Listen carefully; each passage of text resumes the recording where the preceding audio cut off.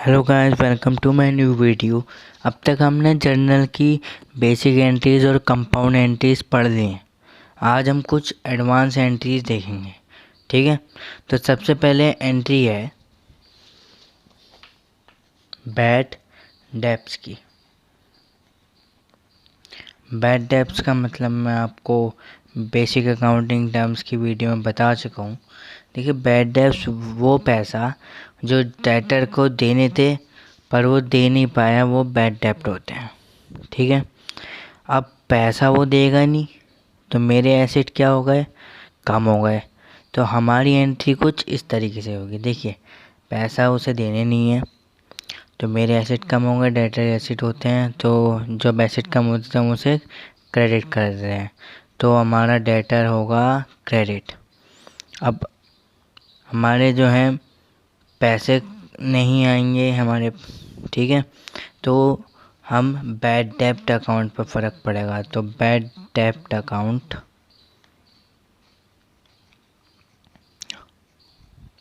Debit to debtor account. अगर हमारे पास question में बैड डेब्ट से रिलेटेड एंट्री आती है तो वो कुछ इस तरीके से होगी। समझ आ गया? अब हमारी देखिए, मान लीजिए राम से मुझे लेने थे 1,000 रुपये, वो इंस्टॉलमेंट हो गया, वो पैसे नहीं दे पाया मेरा। ठीक है, तो इंसॉल्वेंट होने के बाद उसके अमाउंट में से मुझे 300 आ गए। ऐसी कंडीशन मान लीजिए, ऐसी कंडीशन क्वेश्चन में आती है। तो इस कंडीशन में हम कंपाउंड एंट्री करेंगे। अब वो एंट्री कैसे होगी, देखिए वो एंट्री होगी, देखिए कैश अकाउंट। भाई कैश अकाउंट इसलिए क्योंकि कैश आ रहा है हमारे पास। बैड डेब्ट अकाउंट, कुछ पैसा हमारा मर भी रहा है इसलिए बैड डेब्ट account. To debtor account, debtor को मैंने बताया था मेरे जो एसेट हैं वो कम हो रहे हैं इसलिए। ठीक है, कितने, मुझे राम से कितने पैसे लेने थे, 1,000 रुपये। मुझे उसके 1,000 में से कितने आ गए, 300 रुपये। 700 रुपये अभी भी आने बाकी हैं या आए नहीं हैं। तो ठीक है, तो ऐसी कंडीशन में हम कंपाउंड एंट्री करते हैं। ठीक है, अब बात आती है, ये जो हमारी एंट्री थी ये बैड डेब्ट के ऊपर एंट्री थी। अब हमारी एंट्री होगी बैड डेब्ट रिकवर के ऊपर। देखिए, बैड डेब्ट्स रिकवर। अब बैड डेब्ट रिकवर क्या था, देखो मान लो जो पैसा डेटर को देने थे वो पैसे वो नहीं दे पाया, लेकिन अचानक कुछ महीनों बाद मेरे पास उसके पैसे आ जाते हैं। लेकिन अब आप कहोगे कि भाई पैसे जिसको देने होते हैं, जो आने होते हैं, वो तो डेटर के नाम से आता है। लेकिन हम मान लीजिए जो हमने पिछली बार बैड डेब्ट्स की जो एंट्री करी थी उसमें तो हमने बैड डेब्ट्स के नाम से दिखा दिया ना कि हमारे पैसे जो है वो नहीं आए हैं। तो हमारा बैड डेब्ट अकाउंट को ख़त्म करने के लिए हम जो एंट्री करेंगे वो एंट्री देखिए कुछ ऐसे होगी। देखिए हमारे पास कैश आया, एसेट बढ़ा तो वो डेबिट होगा। तो देखिए cash account debit to bad debts recover. ठीक है, बैड डेब्ट रिकवर समझ आ गया। जो पैसा बैड डेटर जो है हमें पहले नहीं दे पाया था, लेकिन कुछ महीनों बाद उसने मुझे पैसे दे दिए, तो उस केस में हमारी एंट्री कुछ इस तरीके से होगी। समझ आ गया? हमारी अगली एंट्री होगी, अब बात करते हैं आउटस्टैंडिंग एक्सपेंसेस की। अब आउटस्टैंडिंग एक्सपेंसेस मैंने आपको बताया था क्या होते हैं। आउटस्टैंडिंग एक्सपेंसेस वो एक्सपेंस जो मुझे देने थे पर अब तक दिए नहीं। ठीक है, वो एक्सपेंस जब तक मुझे देने थे दिए नहीं। ठीक है, एग्जांपल लेते हैं। देखिए, मान लो रेंट मुझे 12 महीने का देना था, मुझे 12 महीने का रेंट देना चाहिए था, लेकिन मैंने 11 महीने का दिया। कितने का दिया? 11 महीने का। तो भाई रेंट तो हमारा एक्सपेंस होता है, रेंट अकाउंट डेबिट। मैंने कितना दिया? 11 महीने का दिया। और 1 महीने का मैंने जो नहीं दिया रेंट, वो रेंट आएगा हमारा आउटस्टैंडिंग रेंट के नाम से। किसके नाम से?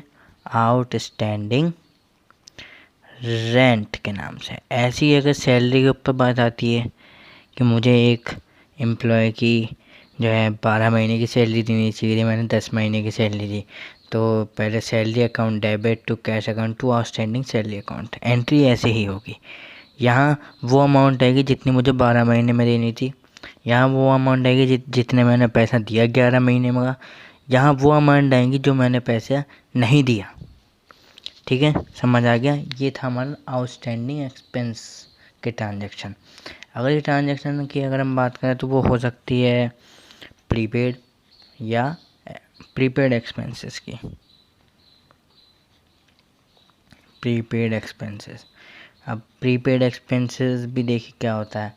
वो एक्सपेंस जो एडवांस में दे दिए वो प्रीपेड एक्सपेंस होते हैं। ठीक है, रेंट का एग्जांपल लेते हैं। मान लो रेंट देना था 12 महीने का, मैंने रेंट 13 महीने का दे दिया, 1 महीना का रेंट मैंने एडवांस दे दिया, तो उसका एंट्री देखो कैसे होगी।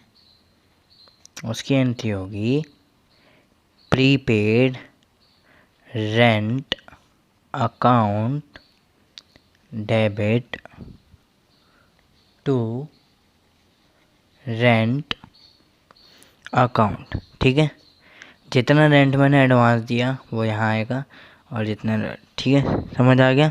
तो प्रीपेड रेंट का मैंने ये प्रीपेड अगर प्रीपेड सैलरी होगी कि मैंने एक एम्प्लॉय को 12 महीने की सैलरी देनी थी, मैंने 13 महीने की सैलरी दे दी, तो उसकी भी एंट्री ऐसी होगी, बट रेंट की जगह सैलरी बढ़ आ जाएगा।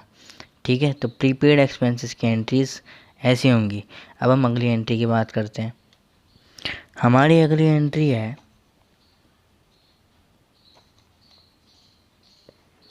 Accrued income. कौन सी इनकम? Accrued income. अब एक्रूड इनकम कौन सी इनकम होती है? एक्रूड इनकम हमारी वो इनकम होती है जो हमने कमा लिया पर हमें मिली नहीं है। अब उसकी एंट्री देखिए कुछ ऐसे होगी। उसकी एंट्री होगी एक्रूड इनकम